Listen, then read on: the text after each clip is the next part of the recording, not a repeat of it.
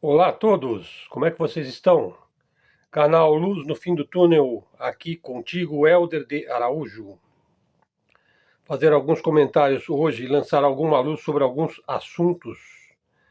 Vejam, a Alemanha está no seu terceiro genocídio. O primeiro foi cometido na Namíbia. Namíbia, esse nome significa, devido ao deserto da Namíbia, em dialeto, significa lugar onde não tem mais nada. Ou seja, é um nome que se dá para o deserto.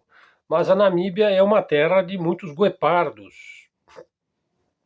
A Alemanha ocupou a Namíbia e na época do grande colonialismo europeu sobre os países africanos, a Namíbia fica praticamente pegada na África do Sul, do lado do Oceano Atlântico, lá no sul da África.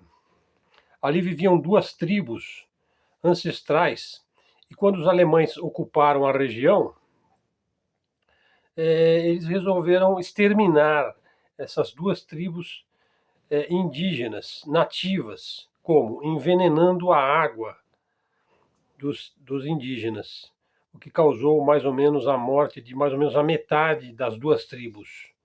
Não conseguiu eliminar totalmente através da prática do genocídio. Portanto, foi o primeiro genocídio do século XX. Posteriormente, a Namíbia foi administrada pela África do Sul, portanto, ela também viveu o apartheid, imposto pelos brancos europeus, né, os povos liberais, né, impôs ali a separação racial entre brancos e negros. E esse foi o primeiro genocídio do século XX, praticado pela Alemanha. O segundo genocídio foi o Holocausto nazista, praticado aí no final da Segunda Guerra Mundial, quando os campos de trabalho forçados, aonde existiam as plantas industriais das grandes corporações do mundo, a Standard Oil, a West, a Pfizer, a Farben, a gigantes da química, dos motores, né, a BMW, empresas americanas, todas usavam ali os campos de trabalho devido à mão de obra extremamente submetida. E no final da Segunda Guerra Mundial, eles não podiam deixar vestígios do que ocorreu ali, da grande produção industrial que fez da Alemanha a maior potência mundial daquela época, que acabou levando à Segunda Guerra Mundial, o Holocausto nazista, termo popularizado aí devido à grande perda de pessoas, de judeus, né? Foi o segundo Holocausto e o de maior monta, o de maior proporção. Nem é preciso dizer que aquelas corporações industriais que usaram os campos para a sua produção tiveram tempo de deslocar suas fábricas, suas máquinas, antes de, propriamente do campo de trabalho virar um campo de extermínio, né? E agora? Agora a Alemanha está apoiando, ela não está praticando diretamente, como nos dois primeiros genocídios, ela está apoiando o seu terceiro genocídio. Portanto, é um fenômeno, né, a Alemanha, né? Esse terceiro genocídio agora é cometido por Israel contra os palestinos. Sobre a guerra de Israel contra os palestinos, o primeiro-ministro Benjamin Netanyahu endureceu ainda mais a sua retórica pública, se é que é possível endurecer ainda mais a sua retórica, sobre as linhas vermelhas, os limites, né, para um acordo de paz com o Hamas, para um acordo de troca de reféns. O Hamas exige o fim da guerra, exige o cessar-fogo total e o fim do genocídio contra os palestinos. Netanyahu, sob a intensa pressão dos supremacistas sionistas, a extrema-direita, a extrema da extrema da extrema-direita, que é quem manda em Israel e manda no próprio Netanyahu. Diz: nenhum acordo de reféns provocará o fim da guerra. A saída das tropas das FDI, que são as Forças Armadas Israelenses de Gaza, Isso não vai acontecer. Ou também ele também disse que não vai libertar os milhares de prisioneiros palestinos das prisões israelenses. O Hamas insistiu que qualquer acordo que ponha fim à guerra e que não seja negociado sob ataque. Insistiu que qualquer acordo que for feito ponha fim à guerra. Por exemplo, eu faço um acordo, eu devolvo os teus reféns, você devolve os meus, e a guerra acabou. E também você não vai negociar sob ataque, cerrado, matança de mulheres, de crianças. Você não vai negociar nessas condições. Você cessa a guerra, negocia e encerra a guerra. Israel acaba de garantir que isso é impossível de acontecer. Ele quer simplesmente que o Hamas devolva os reféns e ele continua o genocídio. Não vai dar certo. É de se prever, não vai dar certo. Falar agora um pouquinho sobre os BRICS, o Egito, a Etiópia, o Irã, a Arábia Saudita, os Emirados Árabes Unidos confirmaram que estão se juntando ao bloco dos BRICS. Eles foram convidados no ano passado e a informação foi confirmada aí pelo ministro das Relações Exteriores da África do Sul, Naledi Pandor, na última quarta-feira. Portanto, eles estão oficialmente dentro dos BRICS. Na mesma época que Egito, Etiópia, Irã, Arábia Saudita e Emirados Árabes Unidos receberam os convites, a Argentina também recebeu. Isso foi em agosto do ano passado, em Joanesburgo, na África do Sul, que é um dos membros originais dos BRICS, né? Que é Brasil, Rússia, Índia, China e África do Sul, né? Os membros originais dizem que essa medida vai remodelar a nova ordem mundial. Portanto, essa nova ordem mundial não é nada do que se pensava, né? Não, a nova ordem mundial é justamente o bloco dos BRICS, né? Já que aquela nova ordem mundial, que é aquela velha, aquela lá está ultrapassada, aquela nova ordem mundial que seria a hegemonia norte-americana tornada permanente para todo o sempre. Pessoal, hoje, excepcionalmente, vou falar um pouco sobre notícias do Brasil. O Ministério Público, normalmente eu falo mais em notícias internacionais, né? Porque a política brasileira ela é muito pegajosa, pantanosa, é difícil você afirmar qualquer coisa, porque tudo se esvanece no ar com muita facilidade. Mas já falei em vários vídeos sobre a Lava Jato, o que eu penso sobre a Lava Jato. Eu acho que a Lava Jato foi muito nociva para o Brasil. E aquilo que se chama aqui de corrupção se chama de lobby nos Estados Unidos. Enfim, vocês vão encontrar aí muitas informações sobre o que eu penso sobre desindustrializar o Brasil, sobre jogar o bebê com a água do banho dentro, jogar a água suja do banho junto com o bebê. Você não pode, à guisa de combater a corrupção, destruir as empresas, destruir o empresariado, enfim, os grandes negócios brasileiros. E eu acho que foi isso que foi feito, acho que foi gestado lá no Departamento de Estado e na CIA, nos Estados Unidos. Tem várias fotos do Moro, Sérgio Moro, entrando e saindo da CIA.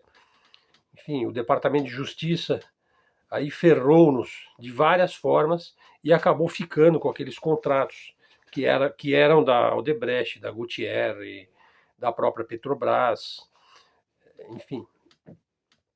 O caso é que a coisa está nesse pé. O Ministério Público destaca o abuso de poder econômico no processo que visa cassar o mandato do ex-juiz e senador Sérgio Moro, que é do partido União Brasil, do Paraná.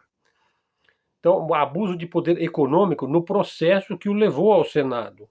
Veja, ele não está sendo julgado pela Lava Jato. Isso ainda não vai acontecer, né? Ele está sendo julgado por ter se tornado senador através do abuso do poder econômico. Veja, vamos entender o caso. O Tribunal Regional Eleitoral do Paraná, o TRE do Paraná, já alterou a data do julgamento do Moro das duas ações para o dia 8 de fevereiro, uma quinta-feira. Portanto, ele vai ser julgado agora no começo de fevereiro. As acusações são as seguintes, vejam só. São movidas pelo Partido Liberal, pelo PL e pela Federação Brasil da Esperança, que é composta por PT, PCdoB e PV. Apontam para irregularidades cometidas por Sérgio Moro durante sua campanha para o Senado. O Ministério Público argumenta que o Moro ele se beneficiou de recursos e da extrema exposição em 2 partidos e em diferentes candidaturas, o que lhe conferiu vantagens sobre seus concorrentes. Entre as alegações estão gastos não contabilizados, como, por exemplo, a cerimônia de filiação do Moro ao Podemos, que já pode ser considerado um investimento de pré-campanha. O relatório, aí, o processo, detalha o uso de caixa 2, né?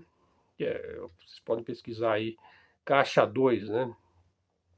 Que é desvio de recurso público aí, né?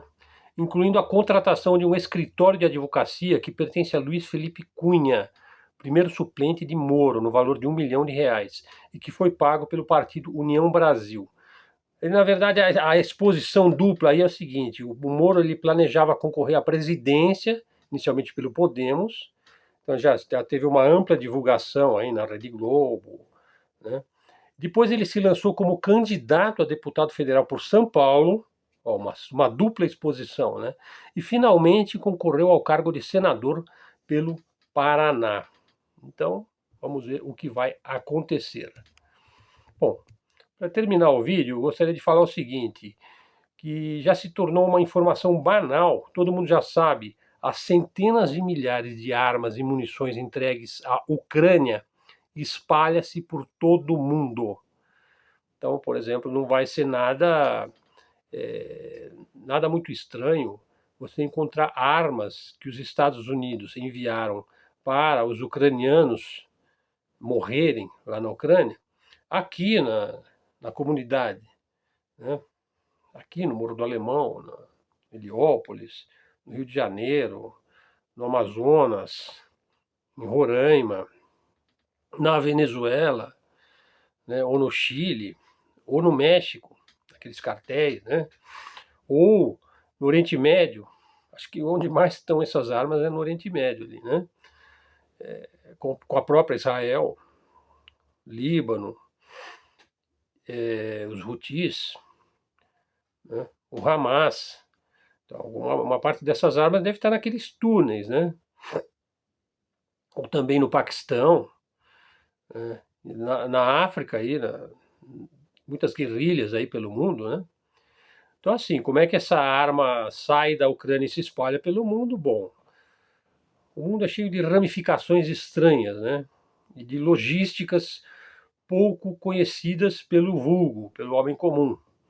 Né? Para entender melhor esse mercado das armas, tanto o mercado legal como o mercado ilegal, tem aquele filme, né? O Senhor das Armas, que é um filme muito interessante aí, sobre um grande traficante de armas.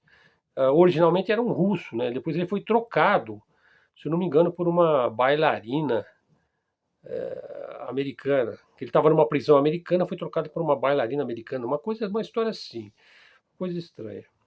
Pessoal, é o seguinte, agora para terminar, falar assim que eu não defendo nem a esquerda brasileira, nem a direita brasileira, porque elas me parecem excessivamente liberais, né? Eu acho que aonde entra o liberalismo, entra a Cracolândia, né? Então aquele liberalismo clássico, né, do Adam Smith, né, aquilo lá acabou, aquilo lá já se consumou. Hoje em dia você só tem o neoliberalismo. Por exemplo, foi o neoliberalismo que transformou a Ucrânia num inferno, né? Então, assim, então você tem aí uma esquerda, a esquerda antigamente, a esquerda revolucionária, ela não podia ver uma parede, porque ela via um paredão. Hoje, ela se tornou pródiga em ver agora num gangster um pobre de um coitadinho, que é explorado pelo sistema. Quer dizer, ela não é mais a mesma, né? E a direita? A direita se tornou uma feroz defensora dos mais ricos tubarões do dólar aí. E ela chama isso de defender a livre iniciativa, defender a privatização, o empreendedorismo e por aí vai. Portanto, essa esquerda e essa direita não representa nada que possa ser de interesse para o Brasil. Advogo por uma esquerda que realmente está focada em política pública, em política social, que eu acho que essa é a função real da esquerda, fazer valer pelo empregado, pelo trabalhador, pelo chão de fábrica, pelo indivíduo que sua camisa. Essa é a sua função. E a direita? A função da direita é criar oportunidades de empreendimentos, de bons negócios, de negócios saudáveis, de negócios que possam alavancar a reindustrialização do Brasil. Então, na verdade, uma precisa da outra. Se a parte boa da esquerda não se alia com a parte boa da direita, enfim, vão ficar os dois na mão do centrão, trabalhando para o centrão e trabalhando para o fisiologismo permanente dessa cultura política alienígena, né, que domina as instituições brasileiras. Sendo que tínhamos para hoje, agradeço aí a sua atenção ao nosso vídeo, vídeos diários de 10 a 15 minutos, canal de livre expressão, de livre pensamento, mídia alternativa, mídia independente. Se você gostou do vídeo, dá um like, faça um comentário, traga um seguidor para o canal. Se quiser me pagar um café, tem a descrição do meu Pix, que é o meu e-mail, aí na descrição. Obrigado a todos, até a próxima e fiquem com Deus.